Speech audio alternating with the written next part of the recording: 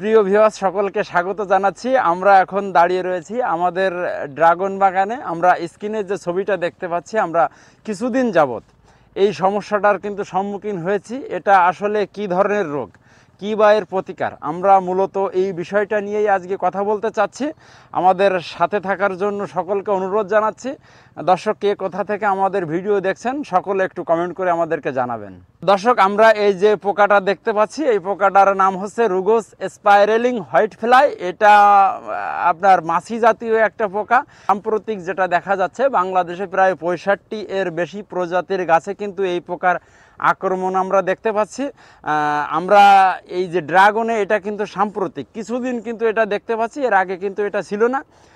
তো আমরা এটাও জেনে রাখা ভালো যে এই পোকা আক্রমণে কিন্তু নারকেলের যে ফলন, এই ফলন আসাতে কিন্তু মারাত্মক একটা আপনার ক্ষতি হয়েছে। অনেক গাছে কিন্তু নারকেল হয়নি, এরকমই কিন্তু একটা অবস্থা।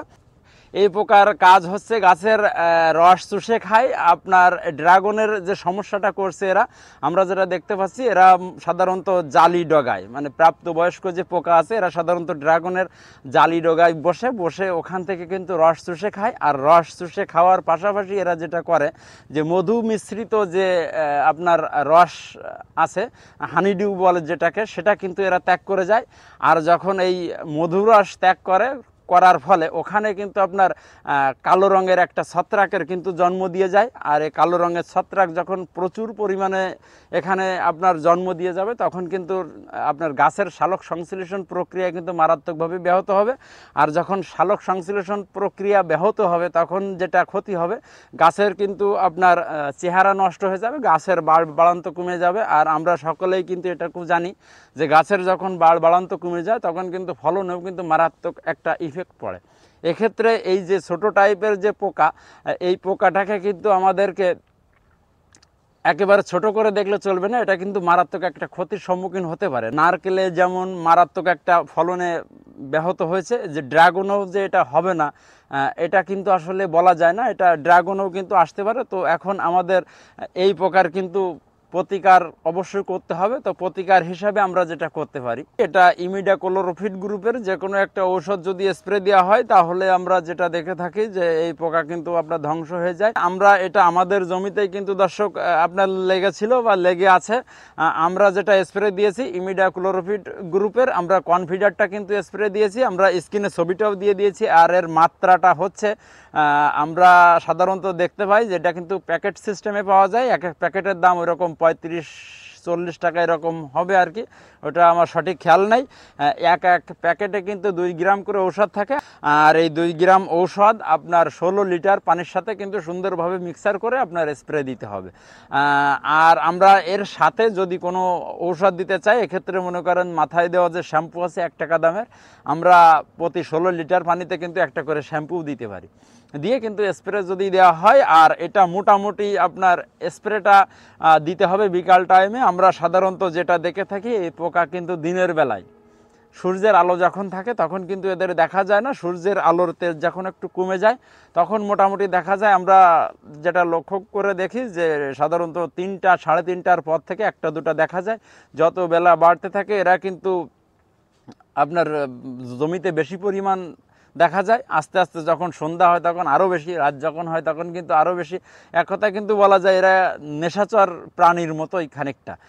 তো এটা যদি আমরা 3টার পরে স্প্রে দিই, তাহলে কিন্তু এই পোকাগুলো আশা রাখা যায় যে ধ্বংস হয়ে যাবে। আর স্প্রেটা মনে করেন আজকে একবার দিলাম, 1 সপ্তাহ পরে যদি আরও একবার দেওয়া যায়, তাহলে আশা রাখা যায় যে এটা নির্মূল হয়ে যাবে।